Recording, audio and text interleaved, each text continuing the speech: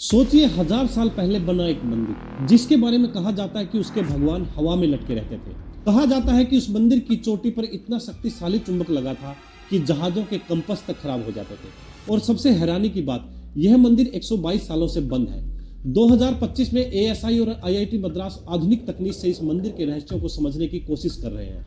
तब भी सवाल वही है, सच क्या है और मिथ क्या।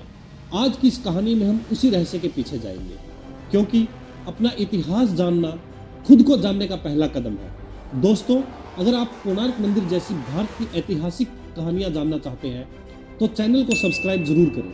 यहाँ हम सिर्फ कहानियां नहीं, इतिहास की सच्चाई सामने लाते हैं। हमारे देश में सैकड़ों भव्य मंदिर हैं जो हजारों सालों से खड़े हैं। इन्हें देखकर आज भी यकीन नहीं कर पाते कि उस समय इतने विशाल मंदिर कैसे बनाए गए होंगे। इन्हीं मंदिरों में एक ऐसा मंदिर शामिल है जो अपने आप में अद्भुत है। कहा जाता है कि इस मंदिर के भगवान की मूर्ति हवा में लटकी रहती थी। यह भी कहा जाता है कि इस मंदिर में बहुत बड़ा चुंबक लगा हुआ था जिससे समुद्री यात्रियों के कंपास खराब हो जाते थे, वह रास्ता भटक जाते थे। पिछले 122 सालों से यह मंदिर बंद है और इस मंदिर के बारे में कई कहानियां कही जाती हैं। हालांकि इस मंदिर की कहानियों को कई लोग सच नहीं मानते। अब इनमें सच क्या है और मिथ क्या है, हम आज के इस वीडियो में जानने की कोशिश करेंगे। क्योंकि अपना इतिहास नहीं जानोगे तो खुद को कैसे पहचानो। तो चलिए शुरू करते हैं। उड़ीसा के पुरी शहर से 35 किलोमीटर दूर पड़ता है खुर्दा नाम का एक कस्बा। इसी कस्बे में पड़ता है कोणार्क मंदिर। इस मंदिर को बनवाया था गंग वंश के राजा नरसिंह देव प्रथम ने। यह मंदिर साल 1278 ईस्वी के आसपास बनाया गया था। इस मंदिर को राजा नरसिंह देव ने सूर्य देव की उपासना के लिए बनाया था। कोणार्क का मतलब भी सूर्य से ही जुड़ा हुआ है। कोणार्क यानी कोण या कोना और अर्क यानी सूर्य देवता। कहते हैं कि शुरुआत में कोणार्क मंदिर समुद्र के बिल्कुल किनारे पर हुआ करता था, लेकिन समय के साथ साथ मंदिर किनारे से दूर हो गया। इस मंदिर को बनाने के लिए बलुआ, ग्रेनाइट पत्थरों और कई महंगे मटेरियल का उपयोग किया गया। कुल 1200 मजदूरों ने दिन रात मेहनत करके 12 सालों में इसे बनाया था। यह मंदिर करीब 229 फुट ऊंचा है।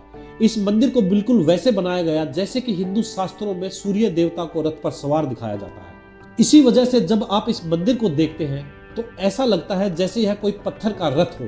मंदिर को पूर्व दिशा की ओर थोड़ा झुकाया गया है ताकि सूरज की किरणें सबसे पहले इसके मुख्य द्वार पर पड़े।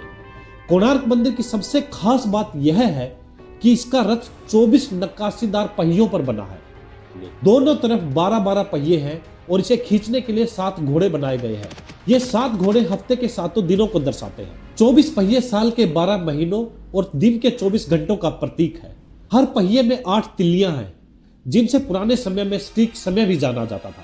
यानी यह मंदिर सिर्फ धार्मिक स्थल नहीं बल्कि एक विशाल सन डायल भी है। मंदिर में एक नृत्य मंडप है जिसे नट मंडप कहा जाता है। यहां बनी मूर्तियां उस समय की कला और समाज को दर्शाती है। नट मंडप के द्वार पर एक हाथी को कुचलता हुआ शेर दिखाया गया है जो यह संदेश देता है कि लालच और घमंड के आगे झुकने वालों का अंत विनाश होता है।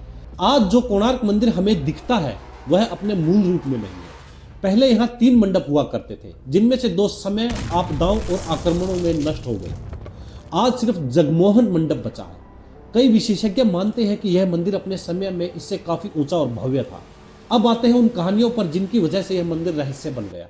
कहा जाता है कि मंदिर की चोटी पर एक बहुत बड़ा चुंबक लगा हुआ था जिसकी वजह से भगवान सूर्य की मूर्ति हवा में लटकी रहती थी और समुद्र में चलने वाले जहाज तक उसकी ओर खिंच जाते थे। लेकिन उड़ीसा सरकार की वेबसाइट पर मौजूद आधिकारिक आर्टिकल के अनुसार मंदिर में कोई भी चुंबक नहीं था और मूर्ति सिंहासन पर रखी गई थी, हवा में नहीं।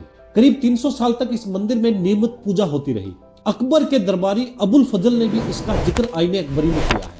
बाद में प्राकृतिक आपदाओं और काला पहाड़ के आक्रमण के बाद मंदिर खंडर बन गया और 1628 में सूर्य देव की मूर्ति को सुरक्षित रखने के लिए पुरी के जगन्नाथ मंदिर में स्थानांतरित कर दिया गया।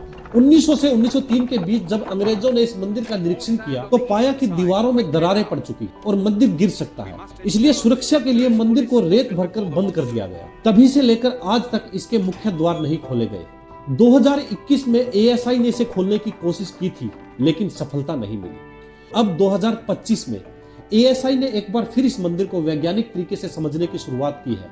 इस बार IIT मद्रास के इंजीनियर और विशेषज्ञ भी इस अध्ययन में शामिल हैं ताकि यह तय किया जा सके कि मंदिर को सुरक्षित तरीके से खोला जा सकता है या नहीं।